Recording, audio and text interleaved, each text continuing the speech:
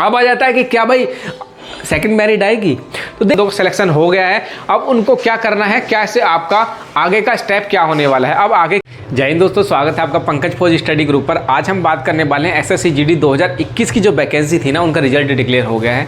अब जिन बच्चों का सिलेक्शन नहीं हुआ है, क्या आप वेटिंग लिस्ट का इंतजार करें, कितनी रिक्त पद रह गए हैं, क्या उनको कैरी फॉरवर्ड किया जाएगा या इसी साल उनकी वैकेंसी निकाल दी जाएगी, अलग से वैकेंसी निकलेगी या क्या कुछ होने वाला है। प्लस जिनका हो गया है सिलेक्शन, जिनका हो गया है प्रोविजनली सेलेक्ट हो गए हैं, तो उनको अब क्या करना है और कितना टाइम उनको लगने वाला है। अब उसके आगे क्या ज्वाइनिंग लेटर कब तक आ जाएंगे, डोजर उजर की बात करेंगे। तो ये वीडियो बेसिकली आपके लिए इंपॉर्टेंट होने वाली है। दोनों तरह के कैंडिडेट जिनका सिलेक्शन हुआ है उनके लिए अब फर्दर रणनीति क्या रहने वाली है, और जिनका सिलेक्शन नहीं हुआ है उनके फर्दर रणनीति क्या है। तो दोनों प्रकार के बच्चों के हम बारे में इस वीडियो में बात करने वाले हैं। तो चैनल पर पहली बार आए तो चैनल सब्सक्राइब कर लीजिएगा, ऐसे ही हम लेटेस्ट वैकेंसी से रिलेटेड वीडियो बनाते रहते हैं। दोस्तों वीडियो में आगे बढ़ने से पहले मैं आपको रिक्वेस्ट करूंगा कि अगर आप एसएससी जीडी 2022-23 की तैयारी करते हैं तो 23 के लिए चक्षु पब्लिकेशन की बेहतरीन बुक मार्केट में आ गई है, उसको आप परचेस कर सकते हैं। उसमें बहुत बेहतरीन कंटेंट इसमें दिया हुआ है, प्रैक्टिस सेट भी आते हैं, उसको भी आप परचेस कर सकते हैं। दोनों का लिंक डिस्क्रिप्शन में, वहाँ से आप परचेस कर सकते हैं। चलिए वीडियो में आगे बढ़ते हैं। पहले मैं आपको उन बच्चों के लिए बता दूं कि जिनका सिलेक्शन नहीं हुआ है अब उनके लिए क्या होने वाला है। देखिए, लड़कियों की जब वैकेंसी के बारे में बात करूं तो 152 के आसपास वैकेंसी आपकी रिक्त रह गई है, प्लस 1092 के आसपास, मतलब 1100 मान के चलिए, लमसम 1100 वैकेंसी जो है वो मेल कैंडिडेट की रह गई है। अब उन मेल कैंडिडेट में भी एक्स सर्विसमैन जो थे उनकी वैकेंसी रिक्त रह गई है। तो कुल मिला के 1300 के आसपास वैकेंसी टोटल रह गई है। अब उस वैकेंसी का क्या होगा, क्या वैकेंसी कैरी फॉरवर्ड होगी। अब कैरी फॉरवर्ड होगी तो देखिए, जो वैकेंसी निकली ना 2023 वाली, उसमें इस वैकेंसी का कहीं भी जिक्र नहीं है, क्योंकि उनको पहले से थोड़ी ना पता था कि भाई इस तरह से होगा, और नोटिफिकेशन 2023 वाला पहले ही निकाल दिया गया है। तो ये बोल देना कि भाई ये कैरी फॉरवर्ड हो जाएंगी, इट्स नॉट फेयर कि भाई ये कैरी फॉरवर्ड हो पाएंगी, क्योंकि नोटिफिकेशन पहले ही निकल चुका है। तो ये वाला जो पॉइंट है ये गलत हो जाता है कि आपकी ये वैकेंसी कैरी फॉरवर्ड होंगी। अब आ जाता है कि क्या भाई सेकंड मैरिड आएगी। तो देखिए 2011 में मैंने ऐसे देखा था कि हमारे यहाँ पर मुरादाबाद शहर में ऐसा हुआ था कि एसएससी जीडी का वैकेंसी निकली थी और कुछ के तो 30-35 नंबर थे, उनका नहीं सिलेक्शन हुआ था, और वो गरीब परिवार से बिलोंग करते थे और वो मजदूरी कर रहे थे। तो घर पे उनके गया था डाकिया, उनको घर पे बताया गया था कि आपका सिलेक्शन एसएससी जीडी में हो गया था, मेरिट में नहीं आए थे, सेकंड मेरिट लगी थी। तो ये कब की बात है, ये गुजरे जमाने की 2011-12 की जमाने की बात है। लेकिन अब प्रेजेंट में ऐसी कोई भी वेटिंग लिस्ट आती नहीं है। आप पीछे की हिस्ट्री उठा के देखेंगे ना 2-4 साल पहले की, अभी फिर रिसेंटली कोई वेटिंग लिस्ट नहीं आती। अब प्रचलन ये चल गया है कि अब जितनी भी वैकेंसी बचेंगी उनको कैरी फॉरवर्ड कर दिया जाता है। अब लेकिन इसमें सिचुएशन ये आ जाती है कि भाई वैकेंसी तो ऑलरेडी निकल चुकी है, अब कैरी फॉरवर्ड होंगी कैसे। तो कैरी फॉरवर्ड अगली जो वैकेंसी आएगी उसमें कैरी फॉरवर्ड कर देंगे, क्योंकि 1100-1200-1300 वैकेंसी कुछ ज़्यादा है नहीं उनके नज़रिए से। बच्चों के लिए तो एक भी वैकेंसी काफ़ी है। कुछ वैकेंसी विदाउट की गई है, कोर्ट के आदेश से रखी गई है।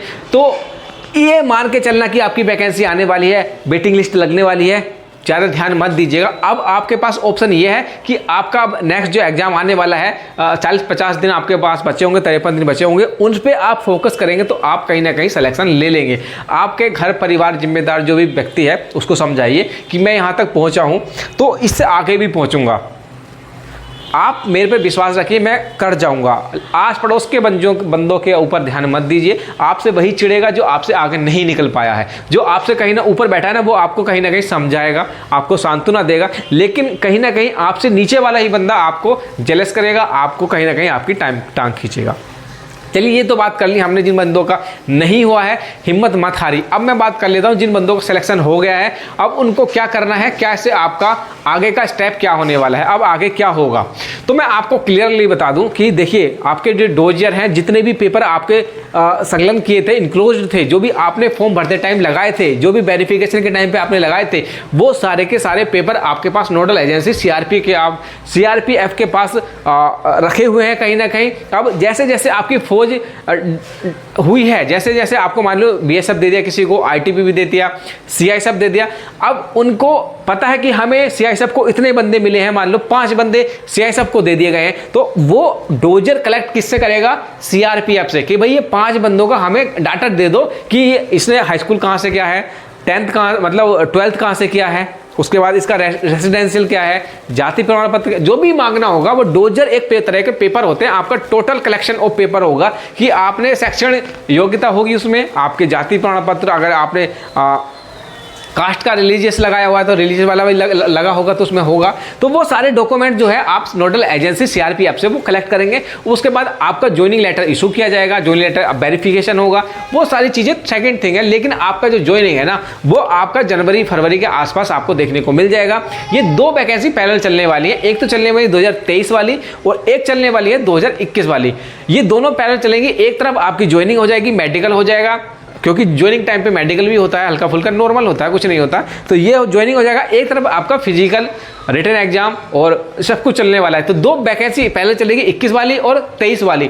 23 वाली भी बहुत रैपिड फायर में कंप्लीट हो जाएगी। तो आपको ये नहीं करना कि किसी भी लफड़ेबाजी में नहीं पड़ना। अभी आप अपने आप को कंप्लीट मत मान लेना। जो सिलेक्शन ले लिए हैं, जिनका रिजल्ट आ गया है, वो अपने आप को फौजी मत मानने लगा कि भाई मैं अब तो बन गया, अब तो मैं साला पूरे मेरे में पावर है, मैं किसी को भी उड़ा दूंगा। गलतफहमी मत रहना दोस्त। आपकी नौकरी लगने के, ज्वाइनिंग होने के 2 साल तक आप टेम्प्रेरी बेस पे रहते हैं, प्रोविजनल रहते हैं, समझ गए। आपका एनालाइज किया जाएगा कि भाई ये बंदा हमारे लिए लायक है या नहीं है।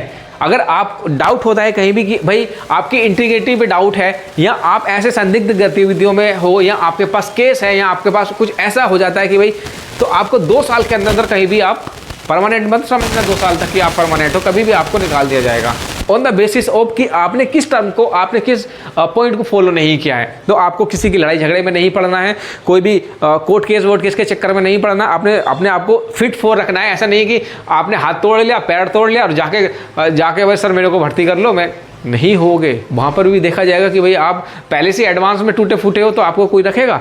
तो अपने आप को बचा के रखना है हर चीज़ से, बिल्कुल सेफ सिक्योर अपने घर पे रहिए। 1-2 महीने की बात है, जैसे ही ज्वाइनिंग हो जाती है उसके बाद तो ट्रेनिंग आपको इतना टाइम मिलेगा नहीं। फैमिली के साथ एक अच्छा टाइम स्पेंड कीजिए, जो मेमोरेबल चीज़ें होंगी कि यार मैंने ये किया था और ऐसे हुआ था, क्योंकि बाद में चीज़ें बहुत जल्दी टाइमली निकल जाती है।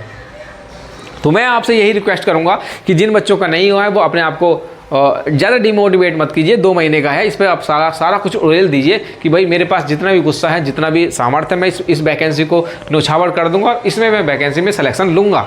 दूसरी चीज़, जिनका सिलेक्शन हो गया है वो अपने आप को सेव रखिए कि किसी भी अनऑथराइज एक्टिविटी में इन्वॉल्व मत होइए। किसी भी बेमतलब में रोड पर घूम रहे हैं, किसी को गाली दे रहे हैं, किसी से मारपीट कर रहे हैं, झगड़े कर रहे हैं, नहीं करना है। कब वैकेंसी जॉब आई और कब तुम्हारे हाथ से निकल जाएगी तुम्हें पता नहीं चलेगा, फिर रोते रहिए और बस पीटते रहिए, हाथ पड़ता रहिए, कुछ नहीं होगा। तो इस वीडियो में इतना ही। मैं आपको बस समझाने के लिए इस वीडियो को बना रहा हूँ, पर्पस बना रहा हूँ कि यार जो गलतियाँ हमने की हैं या देखी हैं वो आप ना करो। क्योंकि बहुत सारे बच्चे मैंने ऐसे देखे हैं कि नौकरी पर लगने के बाद भी 1-2 महीने के बाद भी घर बैठे रह जाते हैं ड्यू टू उनके इनरेस्पॉन्सिबिलिटी के कारण। तो अपने आप को बचा के रखिए, सेफ रखिए। चलिए मिलते हैं अगले वीडियो में किसी में। Thank you.